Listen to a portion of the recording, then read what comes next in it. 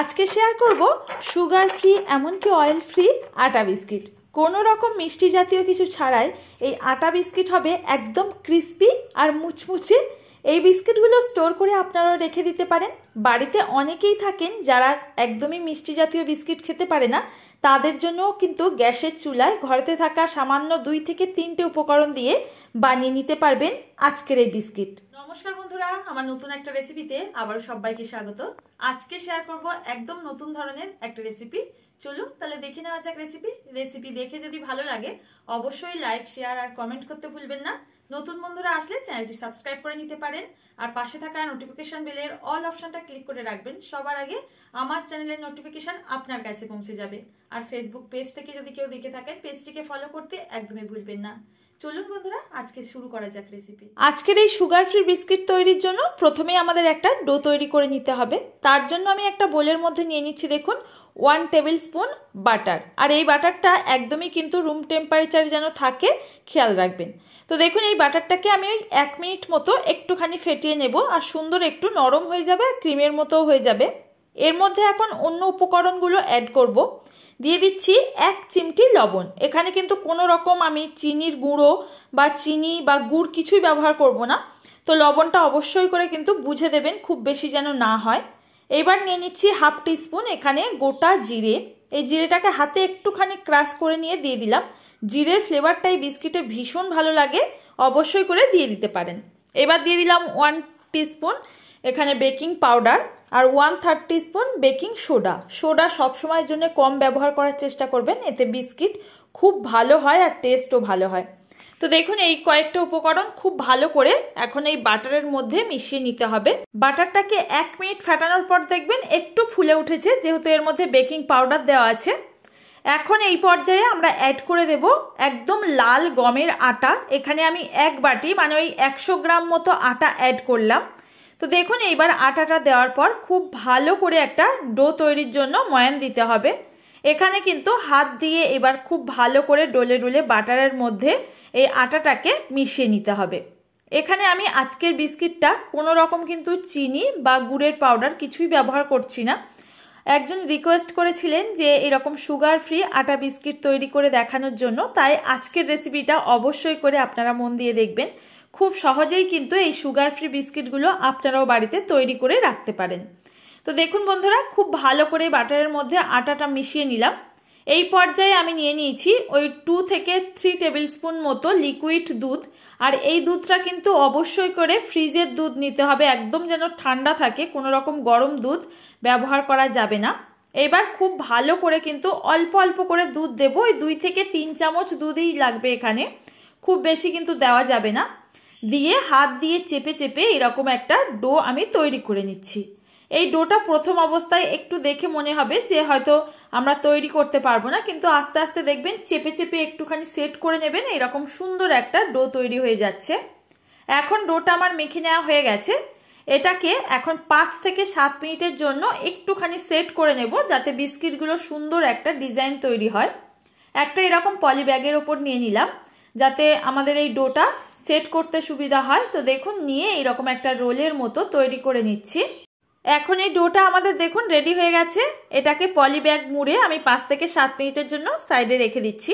আপনারা যদি চান ফ্রিজের মধ্যে নর্মাল যে চেম্বারটা থাকে ওর মধ্যে 5 থেকে 7 মিনিট রেখে দিতে পারেন, খুব ভালো মতো কিন্তু বিস্কিটটা সেট হবে।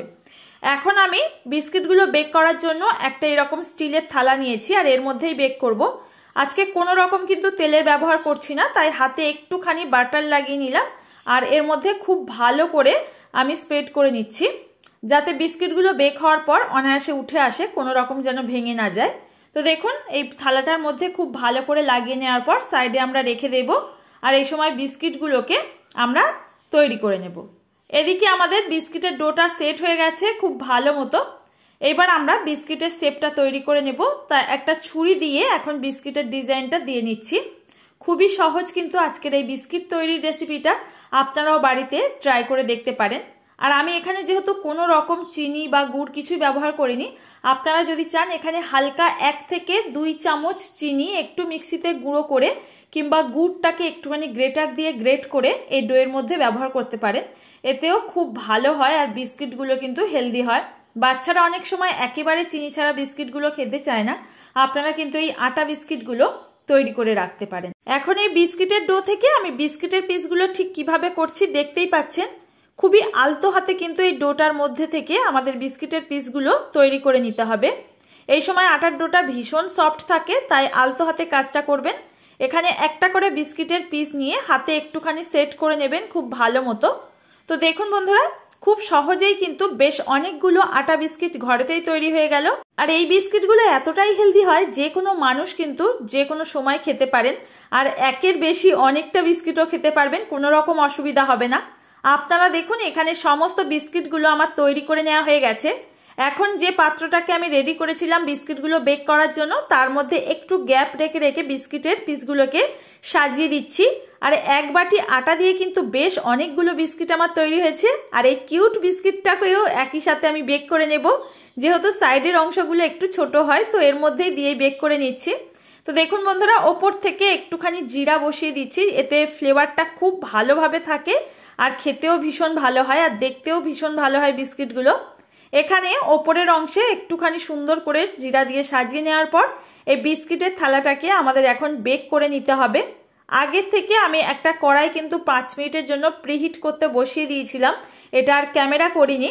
তো এখানে দেখুন এই ঢাকনাটাকে খুলে খুব সাবধানে করে এই থালাটাকে আমরা এই কড়াইয়ের মধ্যে বসিয়ে দেব। আমার যেহেতু থালাটা একটু বড় সাইজের, তাই কোনো রকম স্ট্যান্ড লাগে না। আপনাদের যদি ছোট প্লেটে বা থালার মধ্যে করেন অবশ্যই করে নিচের অংশে একটা স্ট্যান্ড দিয়ে দেবেন। তো দেখুন বন্ধুরা, এটাকে দেওয়ার পর খুব সাবধানে থালাটাকে খুব ভালো করে বন্ধ করতে হবে, যেন সাইডের অংশ কোনোভাবে ফাঁকা না থেকে যায়, তাহলে কিন্তু অনেকটা টাইম লেগে যাবে বেক করার জন্য। তো দেখুন এখানে আমি ওই 12 থেকে 13 মিনিট পর গ্যাসের ফ্লেমটা একদম অফ করে দিয়েছি। আর এখন চেক করে নিচ্ছি বিস্কিটগুলো বেক হয়েছে কিনা। হালকা কিন্তু একটা গোল্ডেন কালার চলে এসেছে, খুব বেশি কিন্তু আমি এখানে বেক করব না।